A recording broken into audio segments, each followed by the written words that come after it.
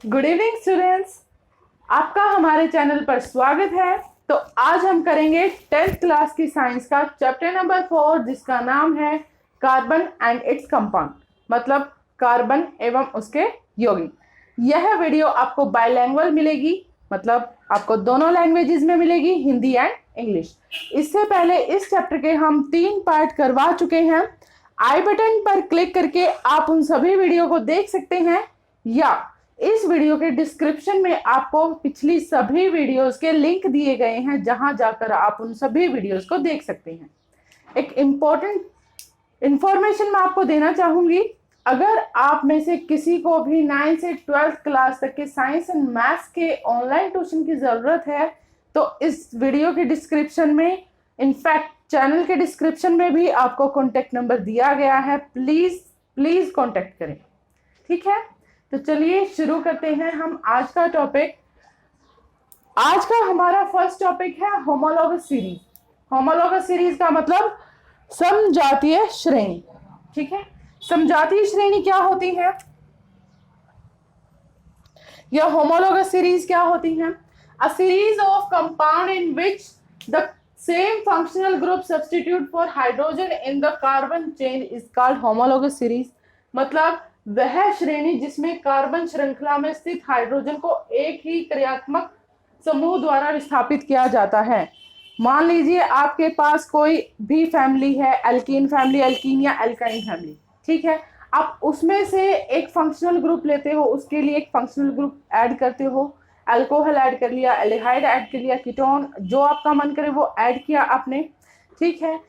अब वो क्या करेगा, हर बार सिर्फ एक हाइड्रोजन को ही डिस्प्लेस करेगा, विस्थापित करेगा।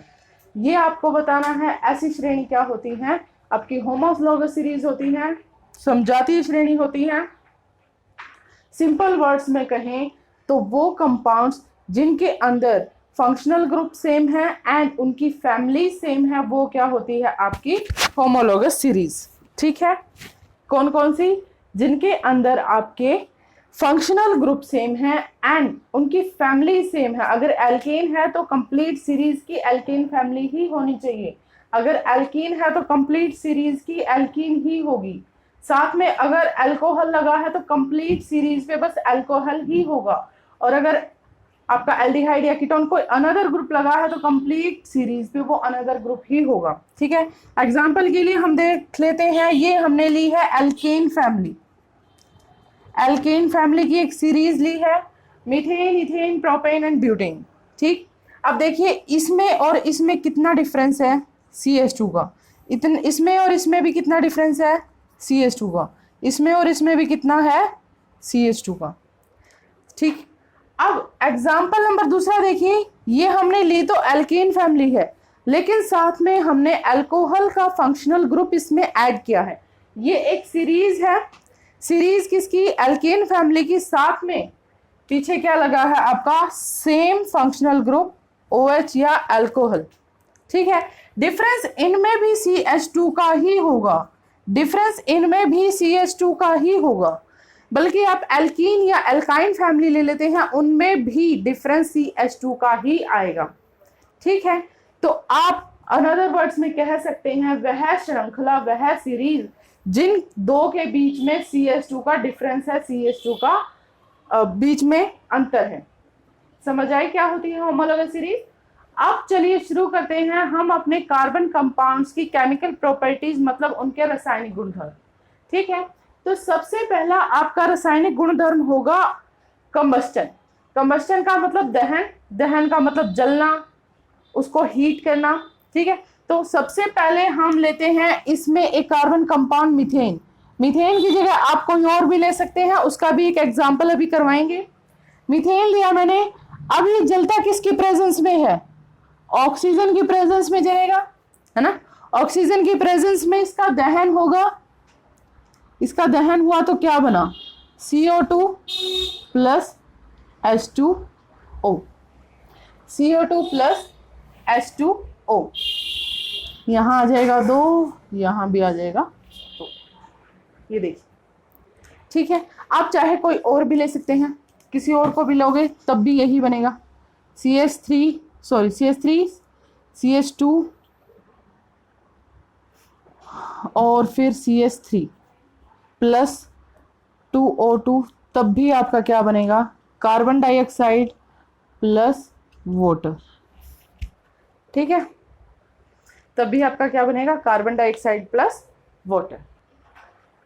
अगर आप इसकी जगह कोई फंक्शनल ग्रुप भी ले सकते हैं, इसकी जगह मैंने ले लिया जैसे अल्कोहल का फंक्शनल ग्रुप, तब भी आपका यही आएगा। ठीक है, तो देखिए इसमें साथ में और क्या ऐड होता है आपका, हीट प्लस लाइट। यहां भी आपका हीट प्लस लाइट। अब एक नॉर्मल सा डेली यूज का जो लाइफ का एक एग्जांपल हम लेते हैं। अल्कोहल आपको पता है कि ज्वलनशील है, आसानी से जल जाती है। ठीक है, तो जब वो जलती है आप देखते हैं उसमें से धुआं निकलता है। धुएं का क्या मतलब है कि वो क्या है, कार्बन डाइऑक्साइड। भाप निकलती है, भाप किस चीज की होती है, पानी की। हीट मतलब आप जब आग जलेगी तो ऑब्वियस सी बात है उससे हीट निकलेगी, गर्मी निकलेगी, साथ में क्या निकलेगी, लाइट। तो ये होता है आपके कार्बन कंपाउंड्स के कंबस्टन का रिजल्ट कि उससे हमें हीट एंड लाइट मिलती है, साथ में आपको कार्बन डाइऑक्साइड गैस मिलती है। समझ आया। उसके बाद आपकी सेकंड प्रॉपर्टी है ऑक्सीडेशन। ऑक्सीडेशन मतलब ऑक्सीकरण। ऑक्सीकरण क्या होता है, एक ऐसी अभिक्रिया, एक ऐसी रिएक्शन जिसके अंदर हम क्या करते हैं, ऐड करते हैं ऑक्सीजन को। एक ऐसा रिएक्शन, एक ऐसी अभिक्रिया जिसके अंदर ऑक्सीजन को ऐड किया जाता है, उसको हम क्या बोलते हैं, ऑक्सीडेशन। और जो सब्सटेंस, जो पॉइंट जिसकी वजह से आपको ऑक्सीजन ऐड करवानी है, मतलब वो सब्सटेंस जो ऑक्सीजन को ऐड करवा सकता है, वो क्या है आपका ऑक्सीडाइजिंग एजेंट। एग्जाम्पल ले लेते हैं आपका, सेम यही एग्जाम्पल हम लेंगे CH3, क्योंकि कॉमन एग्जाम्पल को लेकर चलोगे तो आपको एग्जाम्पल्स याद रहेंगे। ठीक है, और एग्जाम में एग्जाम्पल्स लिखना बहुत अर्जेंट होता है। तो अब हमने लिया यहां पर एक कैटलिस्ट। कैटलिस्ट का मतलब उत्प्रेरक, जो स्पीड बढ़ा देता है किसी भी रिएक्शन की। ठीक है, तो यहां मैंने कैटलिस्ट लिया KMnO4। KMnO4, ठीक है। KMnO4 प्लस मैंने इसको किया गर्म, तो आपका क्या बनेगा, क्या बनेगा, CH3C। अब देखो यहां ऑक्सीजन है, ये ऑक्सीजन इसके पास चली जाएगी, OOH, ये बन गया। ठीक है, ये क्या था, एथेनॉल था।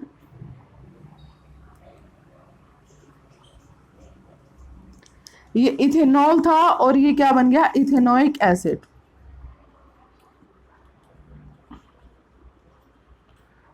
समझ आई। हमने क्या किया, बीच में हमने एक कैटलिस्ट लिया है जो इसमें ऑक्सीजन को ऐड करने के काम आता है, और जो ये कैटलिस्ट है यही क्या है आपका ऑक्सीडाइजिंग एजेंट भी है। ऑक्सीडाइजिंग एजेंट क्यों है, क्योंकि ये इस रिएक्शन में ऑक्सीजन को देने का काम करता है, ऑक्सीजन को ऐड करवाने का काम करता है। समझ आया। ऑक्सीडेशन क्या होता है, जब किसी भी कार्बन कंपाउंड के अंदर ऑक्सीजन ऐड होती है तो उसको हम ऑक्सीकरण कहते हैं, ऑक्सीडेशन कहते हैं। और जिस सब्सटेंस की वजह से ऑक्सीजन ऐड होती है, इसकी वजह से ऑक्सीजन ऐड हुई है ना, तो ये क्या है आपका ऑक्सीडाइजिंग एजेंट। क्या है ये, ऑक्सीडाइजिंग एजेंट। हिंदी में भी इसको यही बोला जाता है, ऑक्सीडाइजिंग एजेंट। ठीक है, रिएक्शन आपकी यही होगी, एग्जाम्पल आपका यही, ऊपर भी सेम एग्जाम्पल, नीचे भी सेम एग्जाम्पल। आप सेम एग्जाम्पल को लेकर चलोगे तो आपको एग्जाम्पल याद रहेगा जो इन प्रॉपर्टीज में आपको मार्क्स दिला सकता है। तो चलिए अब हम शुरू करते हैं हमारी नेक्स्ट प्रॉपर्टी। हमारी अगली प्रॉपर्टी है एडिशन रिएक्शन।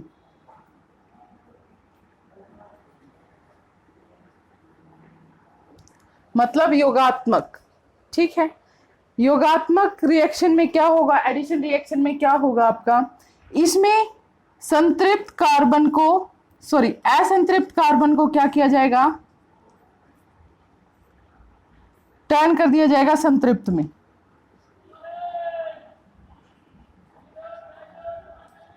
मतलब अनसैचुरेटेड कार्बन्स को सैचुरेटेड कार्बन्स में बदल दिया जाएगा, अनसैचुरेटेड को हम किस में कन्वर्ट कर देंगे, सैचुरेटेड में। एग्जाम्पल के लिए जैसे आप देख सकते हैं, मैंने लिया कार्बन डबल बॉन्ड कार्बन,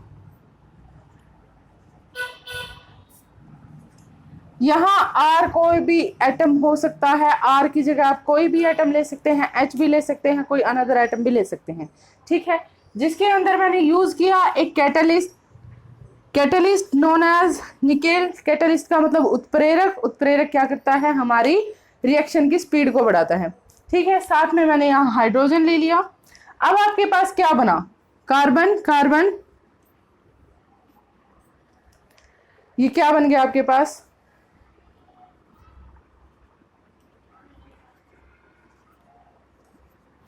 क्या बना, ये एल्केन फैमिली का मेंबर है ना। डबल बॉन्ड क्या होता है आपका, एल्कीन फैमिली का मेंबर होता है, जबकि सिंगल बॉन्डिंग में क्या आता है आपका, एल्केन फैमिली का मेंबर आता है। तो यहाँ ये क्या है, असंतृप्त है। असंतृप्त का मतलब अनसैचुरेटेड है, जबकि जो रिजल्ट बना है वो क्या बना है आपका, संतृप्त बना है। इस रिएक्शन का मतलब ही यही होता है कि हमें असंतृप्त हाइड्रोकार्बन्स को संतृप्त में बदलना होता है। इसके लिए हम एक एग्जांपल और लेते हैं आपकी कॉमन लाइफ से रिलेटेड। डॉक्टर्स आपको वेजिटेबल ऑयल लेने के लिए सजेस्ट करते हैं। वेजिटेबल ऑयल को हेल्दी बोलते हैं, जैसे सोयाबीन ऑयल हो गया, सरसों का तेल है, इस टाइप्स के जो मतलब आपको पेड़ पौधों से मिलते हैं वेजिटेबल ऑयल जिसको आप बोलते हो, उसको हेल्दी बोला जाता है। जबकि जानवरों से एनिमल फैट जो हमें मिलता है, जानवरों से जो हमें फैट मिलता है उसको अनहेल्दी बोला जाता है। क्यों? क्योंकि वेजिटेबल ऑयल या फिर वनस्पति तेल, वनस्पति तेल आपके लिए ज्यादा हेल्दी है, क्योंकि ये क्या है, सैचुरेटेड है। क्योंकि ये क्या है, सैचुरेटेड मतलब संतृप्त है,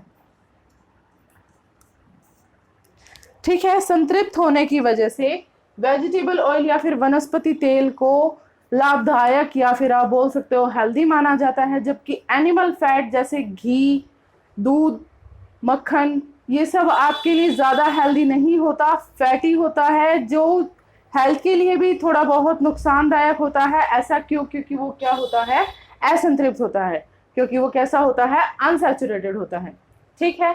उसके बाद हम अपनी अगली रिएक्शन शुरू करते हैं। हम उसके बाद आती है आपकी अगली रिएक्शन जो है सब्स्टिट्यूशन रिएक्शन। आपके पास नेक्स्ट कौन सी है, फोर्थ, सब्स्टिट्यूशन।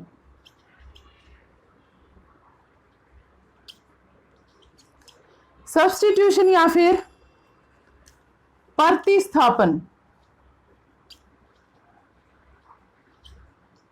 प्रतिस्थापन अभिक्रिया में क्या किया जाता है, ज्यादातर संतृप्त या फिर सैचुरेटेड आपके पास हाइड्रोकार्बन्स लिए जाते हैं, जिसका जो नॉर्मली आपके पास क्या होते हैं, फेयरली अनरिएक्टिव होते हैं, मतलब ज्यादा रिएक्ट नहीं कर पाते वो किसी के साथ। इसीलिए ये क्या करते हैं, विस्थापन शो करवाते हैं, डिस्प्लेसमेंट या सब्स्टिट्यूशन रिएक्शन शो करवाते हैं, ताकि वो क्या हो जाए, रिएक्टिव हो जाए।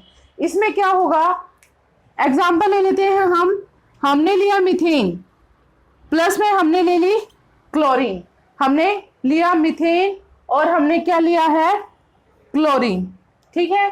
अब देखो, in the presence of sunlight, in the presence of sunlight, सूरज के प्रकाश के अंदर ये क्या करेगा, क्लोरीन यहां से एक एच को हटाकर खुद ब खुद लगा देगा। मतलब ये क्लोरीन क्या करेगा, देखो जैसे ये है, सी के साथ 4 हाइड्रोजन है आपके, ठीक है। यहां क्लोरीन आया, क्लोरीन ने क्या किया, 2 क्लोरीन आए, है ना, 2 क्लोरीन आए, इसने क्लोरीन ने क्या किया, इस H को हटा दिया और इसकी जगह पे वो खुद आ गया, ठीक है। अब जो ये खुद आ गया था, यहाँ क्लोरीन हो गया। अब जो इसने H को बाहर निकाला, वो H इसके साथ बॉन्ड बना के क्या बना लेगा, HCl। तो आपके पास क्या बना, CH3, यहाँ क्या आ गया, Cl प्लस। ये जो H निकला था वो किसके पास चला गया, Cl के पास, तो ये बन गया HCl। ठीक है, ये है आपकी विस्थापन प्रक्रिया। क्या है, विस्थापन प्रक्रिया, जो किसके लिए की जाती है, रिएक्टिविटी के लिए की जाती है। ठीक, अब हम शुरू करते हैं कार्बन कंपाउंड्स के कुछ फिजिकल और केमिकल प्रॉपर्टीज जो बहुत ही ज्यादा इंपॉर्टेंट है। तो अब हम करते हैं कार्बन कंपाउंड्स, मतलब कोई भी कार्बन यौगिक ले लेते हैं। जैसे इसमें आपके पास 2 कार्बन यौगिकों का डिस्क्रिप्शन है, मतलब इस लेसन में आपके पास 2 कार्बन कंपाउंड्स दिए गए हैं। फर्स्ट है इथेनॉल।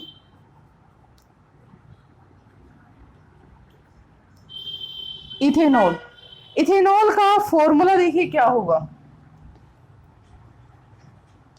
CH3 CH2 OH 1 2 इथ 3 - 2 1, मतलब इसमें 1 बॉन्ड है, सिंगल बॉन्ड है, तो क्या बन गया इथेन।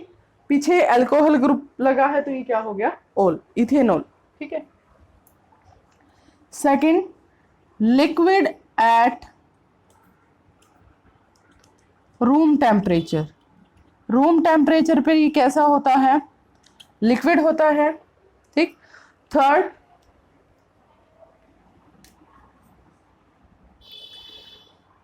वेरी एलिगेंट स्मेल, मतलब बहुत ही तीखी स्मेल होती है, बहुत ही शार्प स्मेल होती है इसकी, शार्प स्मेल।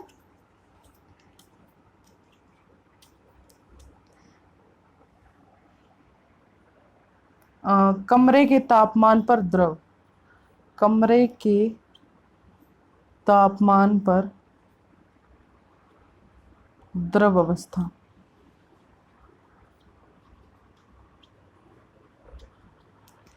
ठीक है, और बहुत तीखी गंध, बहुत ही तीखी गंध होती है इसकी। उसके बाद थर्ड, ये आपका नॉर्मल जो अल्कोहल, मतलब शराब होती है ना, जो शराब एज अ अल्कोहल इसको यूज किया जाता है, used as alcohol, used as alcohol, मतलब अल्कोहल के रूप में इसका प्रयोग किया जाता है, अल्कोहल के रूप में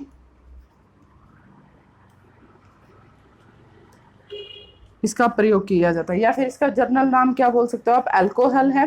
ठीक है, अब देखिए ये है इसके 2 या 3 पॉइंट। इसका जो melting and boiling, melting point and boiling point है वो आपका इसके अंदर मेंशन नहीं है, एक्चुअली में 318 होता है।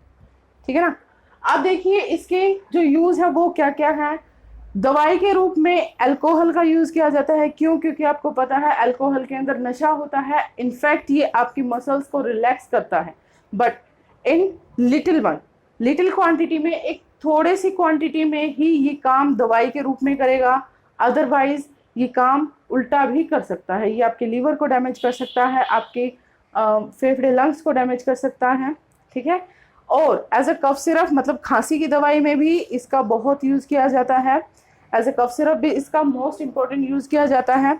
अब इसकी कुछ रिएक्शंस देख लेते हैं। सबसे पहली रिएक्शन है reaction with sodium, reaction with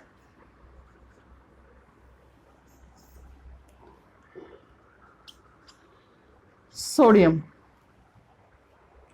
जब इथेनॉल सोडियम के साथ रिएक्ट करता है तो क्या होगा, करवाओ, CH3 CH2 OH प्लस में Na, सोडियम ले लिया मैंने ना, सोडियम ले लिया। तो सोडियम के साथ जब ये रिएक्ट करेगा तब क्या करेगा, यहां पर देखो, ये सोडियम इस हाइड्रोजन को हटा देगा, ये सोडियम क्या करेगा, इस हाइड्रोजन को हटा देगा। ठीक है, तो यहां हो जाएगा आपका CH3 CH2 O Na positive. Positive क्यों, क्योंकि Na क्या है, आपकी मेटेलिक है, मेटल है। ठीक है, साथ में ये जो हाइड्रोजन निकले ना, ये हो जाएगा आपका H2। क्या होगा, H2। समझ आया, ये क्या हो जाएगा आपका H2। यहां पर आप 2Na, मतलब इसको बैलेंस करोगे तो यहाँ 2 आ जाएगा, इसके सामने भी 2 आ जाएगा। ठीक है, समझ आ गई। और अगर इसको हम बैलेंस करें तो यहाँ पर भी 2 आ जाता है। तो ये है आपकी reaction with sodium. Reaction with sodium, बस अल्कोहल रिएक्ट करता है सोडियम के साथ, किसके लिए? हाइड्रोजन के इवोल्यूशन के लिए, मतलब हाइड्रोजन को हटाने के लिए। समझ आया? हाइड्रोजन को क्या करने के लिए? हटाने के लिए। अब हम अगली रिएक्शन करते हैं, reaction for unsaturated carbon, for unsaturated.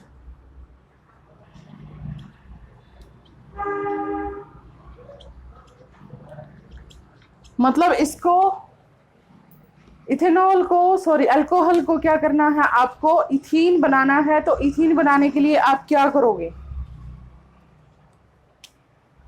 लगाओ, CH3 CH2 OH है। मैं इसको गर्म करूंगी किसके साथ? कंसंट्रेटेड H2SO4 के साथ। क्या करूंगी? इसको रिलेट करवाऊंगी या फिर इसके साथ रिएक्ट करवाऊंगी। क्या? Concentrated H2SO4। तो क्या बनेगा? CH2 plus H2O। ठीक है, मैंने इथेनॉल लिया है, इसको 443 केल्विन पर मैंने गर्म करवाया है। किसके साथ गर्म करवाया है? H2SO4 के साथ गर्म करवाया है। देखो ये है आपका इथेनॉल, यहाँ H2SO4 है। मैंने इसको 443 केल्विन के तापमान पर गर्म किया। किसके साथ? H2SO4 के साथ। बना क्या है आपका? इथीन। क्या बना है? इथीन। ये आपको फॉर्मूला पता होगा क्या होता है? इथीन। इथीन कैसे? कार्बन कितने हैं? 2। बॉन्डिंग कौन सी है? डबल बॉन्डिंग के लिए एल्केन फैमिली के पीछे क्या आता है? ईन। तो ये बन गया इथीन। ठीक है, प्लस वाटर। ये है आपकी chemical and physical property of ethanol. अब हम करेंगे chemical and physical property of ethanoic acid. तो चलो शुरू करते हैं। अगला है आपका इथेनोइक एसिड।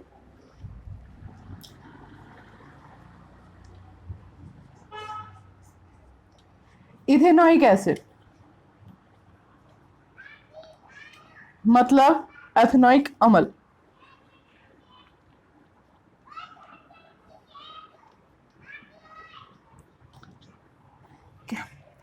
अब इसकी हम सबसे पहले फिजिकल प्रॉपर्टीज करेंगे। इसका जो फॉर्मूला है वो क्या होगा? CH3COOH। अगर स्ट्रक्चर बोले तो ये होगा,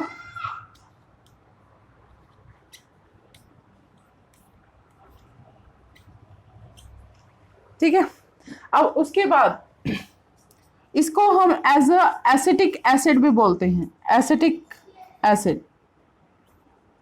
या फिर इसका जो नॉर्मल नेम होता है वो है विनेगर। मतलब क्या कि हम इसको क्या बोलते हैं? सिरका।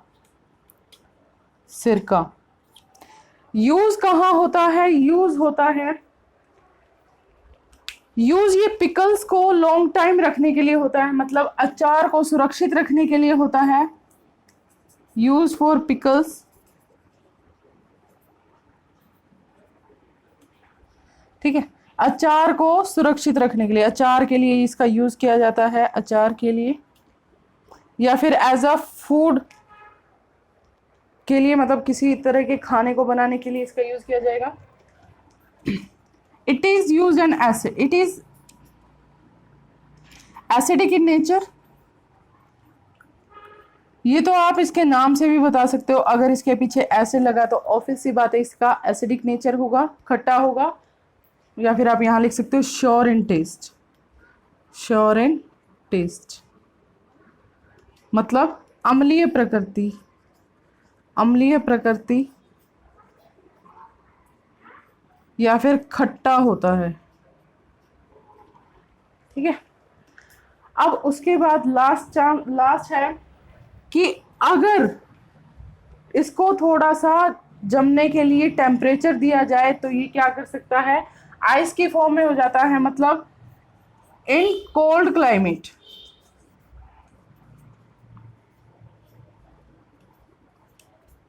इट इज फ्रोजन,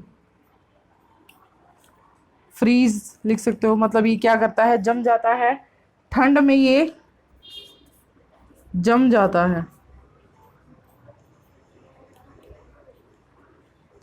ठीक है, ये है इसकी कुछ फिजिकल प्रॉपर्टीज।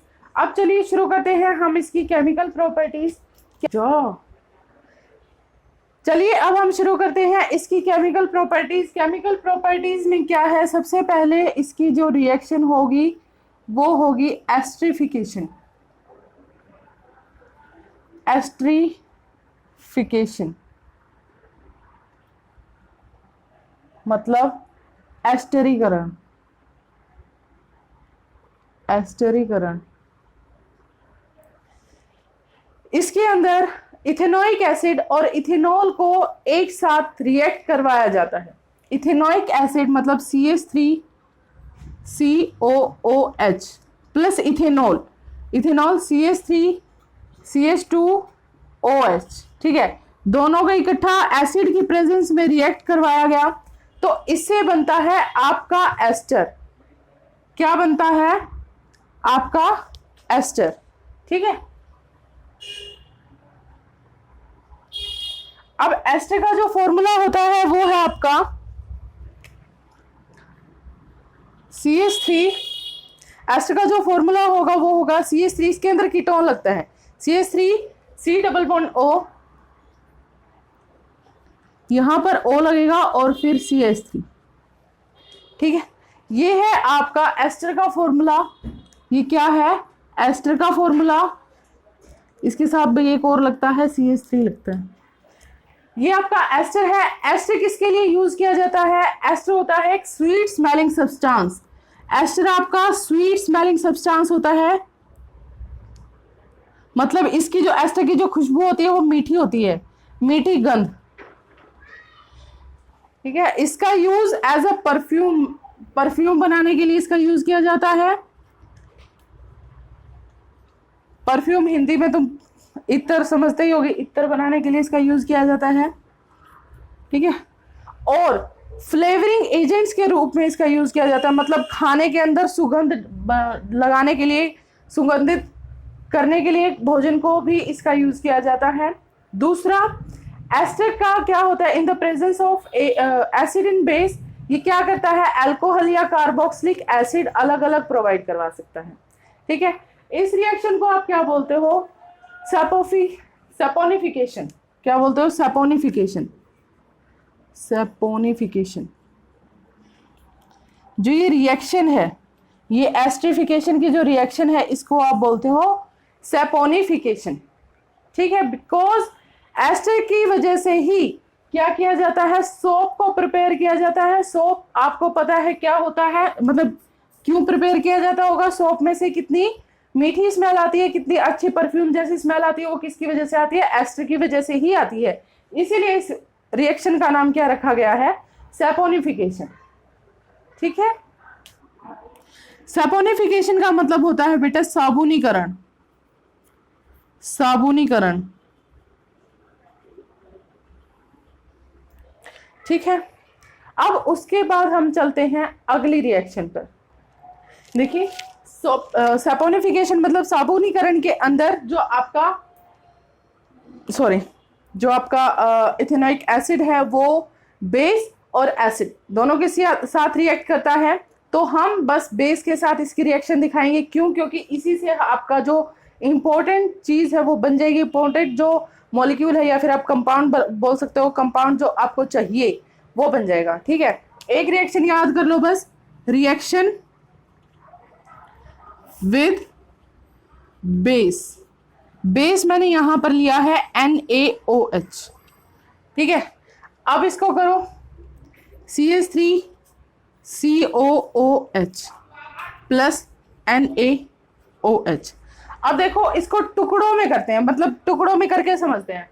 हमें पता है कि जो ये Na है ये क्या करेगा? इस H को हटा के ऊपर की तरफ निकाल देगा, है ना? इस H को हटा देगा यहाँ से। अब ये H बेचारा क्या करे? ये H बेचारा बाकी बचे हुए हिस्से के पास चला जाएगा। अब Na तो बेवकूफ था, यहाँ भी इसको छोड़ के चला गया और उसने H की जगह को ले लिया। ठीक है, अब H क्या करेगा? Na के पास, Na की जगह के पर चला जाएगा। Na की जगह पर जब ये जाएगा तो देखो H है, H यहाँ आ गया Na की जगह पे, OH यहाँ पर है ही, तो इनके साथ जुड़ के ये क्या बना लेगा, H2O। क्या बना लेगा, H2O। इसने तो अपनी जगह बना ली, अब ये क्या करेगा, रिएक्ट करके CH3COOH की जगह आ जाएगा ये खुद, ये बन जाएगा CH3COONA। या फिर इसको हम करते हैं बाइकार्बोनेट के साथ। बाइकार्बोनेट का मतलब CH3COO। पिछले लेसन में मैं आपको बाइकार्बोनेट का फॉर्मूला करवा चुकी हूँ, सोडियम बाइकार्बोनेट। तो लिखो NaHCO3। अब सेम एज Na का वही काम जो पहले में था वही वो दूसरे में करेगा।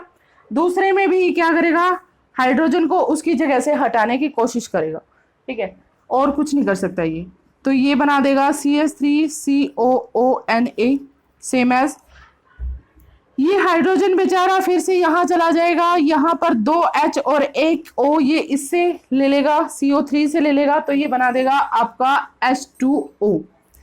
अब ये CO ने अपना मतलब एक ऑक्सीजन तो इसको दे दिया, अब इसके पास क्या बचा, सिर्फ 2 ऑक्सीजन, तो ये अलग से निकल जाएगा। भाई तुम सब अपने अपना सेटल हो गए, तो अब मैं भी अपने से सेटल हो जाता हूँ, ठीक है, ये भी अलग से सेटल हो गया।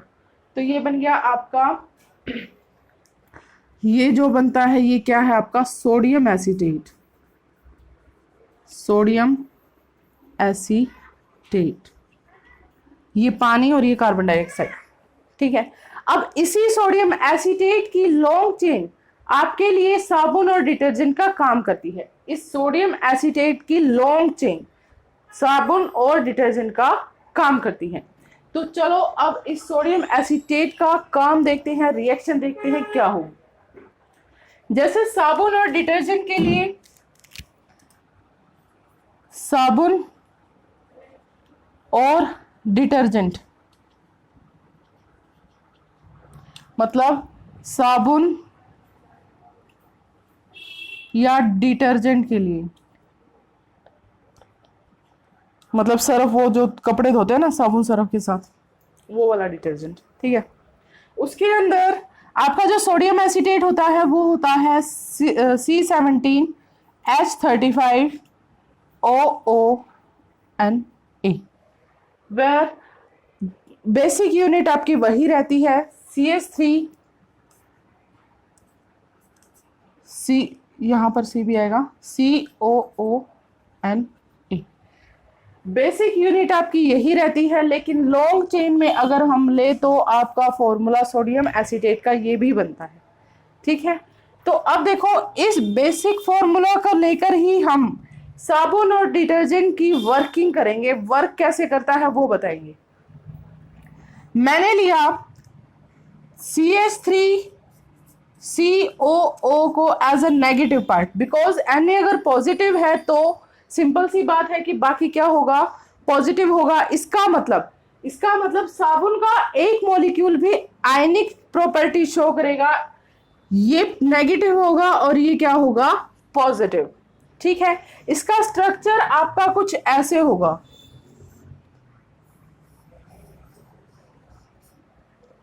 ठीक। जहां पर जो ये टेल है वो नेगेटिव पार्ट की होगी, मतलब CH3COO की होगी, और जो ये सर्कल है ये आपका पॉजिटिव पार्ट का होगा। पॉजिटिव पार्ट मतलब ये होगा Na का, समझ आ गया। ये होगा आपका सोडियम एसीटेट का स्ट्रक्चर, किसमें, पानी के अंदर, जब हम साबुन या सर्फ को घोलते हैं तब। अब देखिए ये है आपका हाइड्रोफिलिक या फिर आप बोल सकते हो जल रागी। हाइड्रोफिलिक या फिर जल रागी क्या होते हैं, जो जल में घुलनशील होते हैं, जो जल में सोल्यूबल होते हैं, सोल्यूबल इन वाटर, उसको आप क्या कहोगे, हाइड्रोफिलिक। जल रागी जो जल में घुल जाएगा उसको आप क्या बोलोगे, हाइड्रोफिलिक या फिर जल रागी। और जो ये वाला हिस्सा है ये है आपका जल विरागी मतलब हाइड्रोफोबिक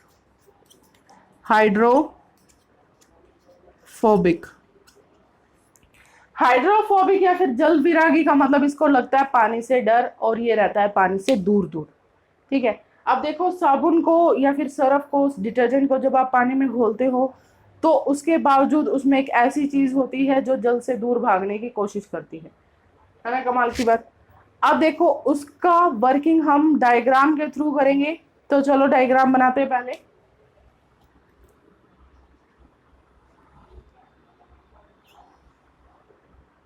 ये है आपका कपड़ा और कपड़े के ऊपर है ये ऑयली सा मैल। मैल कैसा होता है आपका, ऑयली टाइप होता है ना। तो अब देखिए मैंने इसके अंदर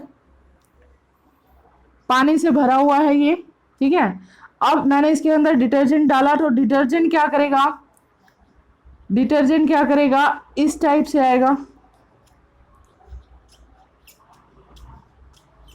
इस टाइप से क्यों आएगा, क्योंकि जो ये हाइड्रोफोबिक हिस्सा है ये उस तेलीय मैल से जमेगा, मतलब उस मैल के साथ, उस गंदगी के साथ जाके चिपकेगा, उसके साथ घुल जाएगा। क्यों, क्योंकि जो गंदगी है या फिर जो ऑयली सा वो मैल है, ऑयल का जो वो दाग है वो भी पानी में घुलनशील नहीं होता, ये आपको पता है, पानी में तेल कभी नहीं घुलता, ठीक है। इसीलिए ये भी क्या नहीं करेगा, पानी के अंदर नहीं घुलेगा। तो जो साबुन का ये जो हिस्सा है ना हाइड्रोफोबिक वाला, जो जल विरागी हिस्सा है, वो क्या करेगा, सीधा जाके मैल से चिपक जाएगा, ठीक है। लेकिन लेकिन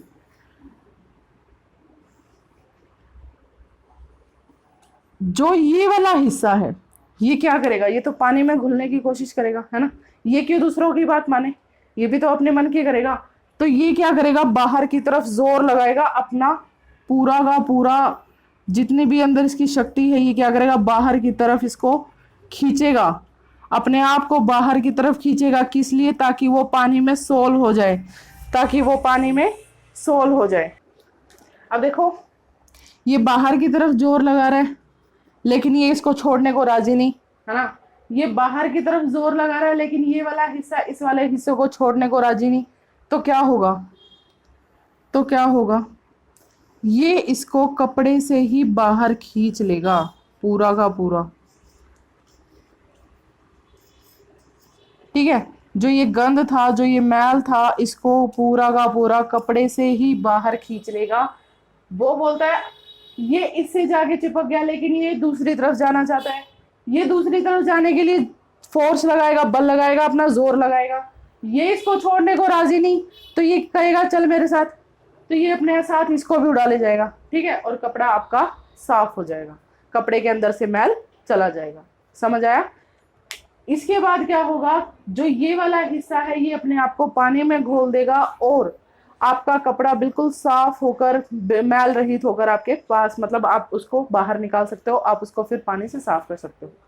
तो इसी तरीके से ये है आपकी साबुन की वर्किंग, साबुन कैसे काम करता है ये आपको करना है। अब इसको लिखोगी कैसे, एक बार लिखने का तरीका हो देखो।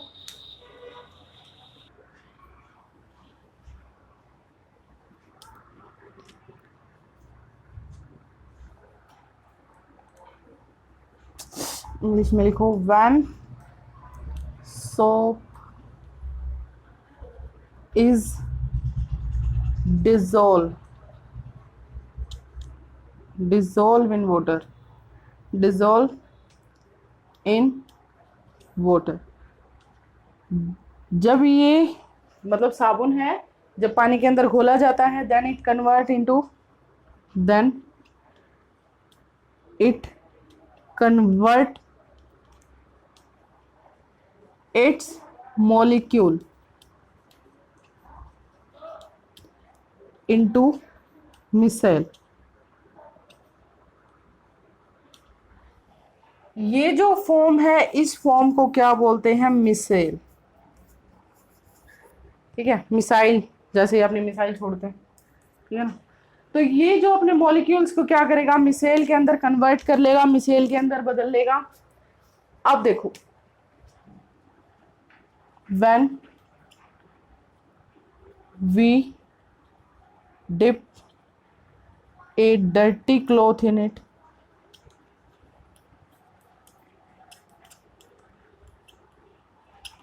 जब हम कोई गंदा कपड़ा इसके अंदर डुबोते हैं, मतलब भिगोते हैं, देन द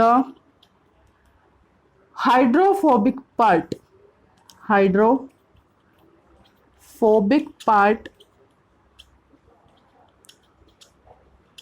अटैच्ड, तो जो उसका हाइड्रोफोबिक पार्ट होगा वो किसके साथ अटैच हो जाएगा? Attached with oily dirt. Oily dirt या फिर मतलब गंदगी, मैल जो भी है, तेल या मैल के साथ ये चिपक जाएगा। देखो हिंदी में भी साथ के साथ देखो, जब साबुन को पानी में घोला जाता है तब क्या होगा? तब वो अपने अणुओं को मिसेल में बदल देगा। भाई हिंदी में भी इसको मिसेल ही बोला जाता है, मिसेल में बदल देगा। जब हम उसके अंदर कोई गंदा कपड़ा डुबो कर रखेंगे या फिर डुबोएंगे तब क्या होगा? हाइड्रोफोबिक पार्ट अटैच हो जाएगा किसके साथ? ऑयली डर्ट के साथ। मतलब जो जल विरागी हिस्सा है वो गंदगी के साथ या फिर मैल के साथ चिपक जाएगा। But when hydrophilic part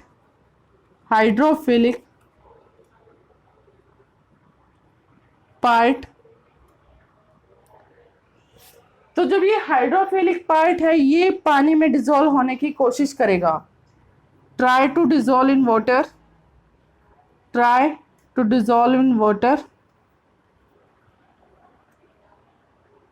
in water. जब ये पानी में घुलने की कोशिश करेगा तो क्या होगा? क्या करेगा ये? Then it pull out the dirt from the cloth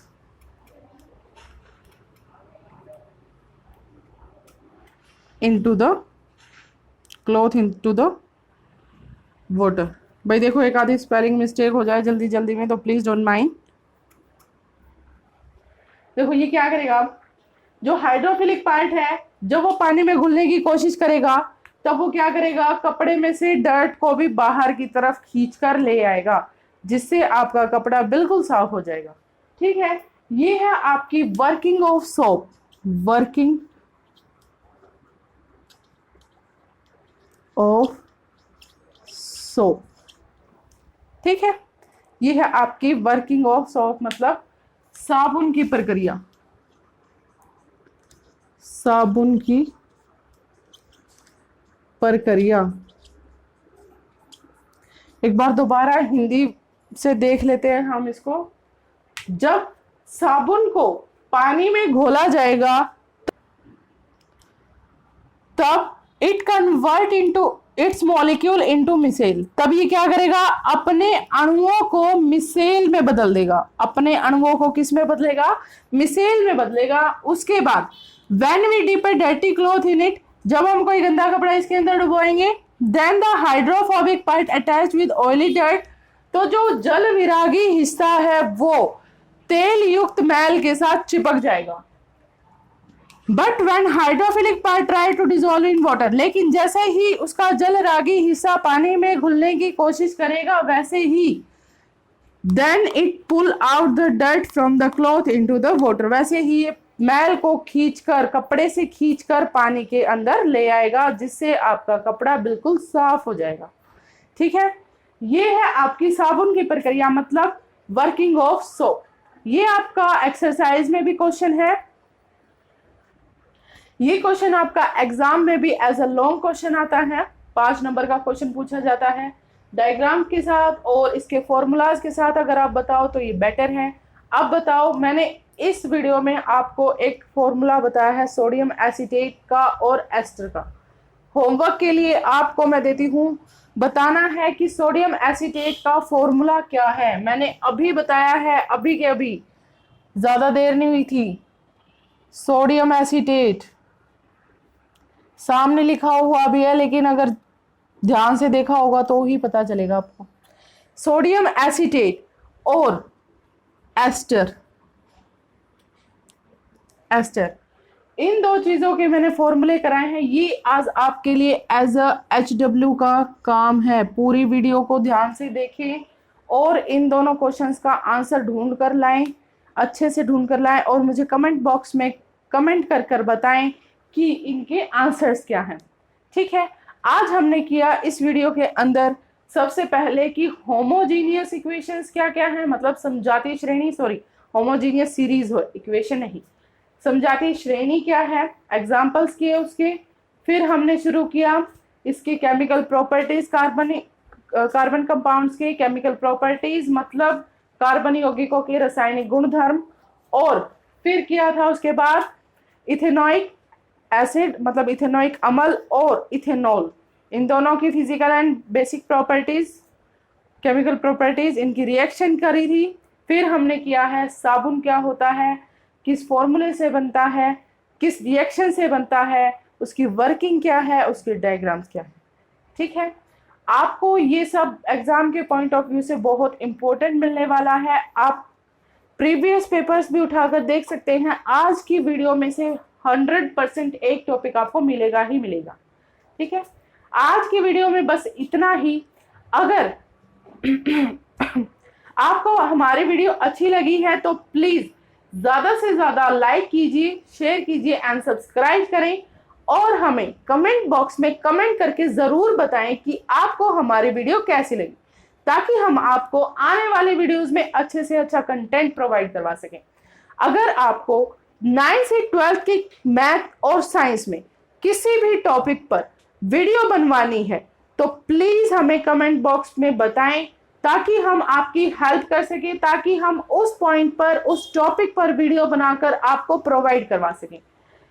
दोबारा से इंपॉर्टेंट इंफॉर्मेशन देना चाहूंगी, अगर आपको 9th से 12th क्लास की ऑनलाइन क्लास स्टार्ट करनी है, ट्यूशन स्टार्ट करनी है, तो डिस्क्रिप्शन में आपको मोबाइल नंबर दिया गया है, प्लीज से प्लीज कॉन्टेक्ट करें। थैंक यू एंड नमस्ते।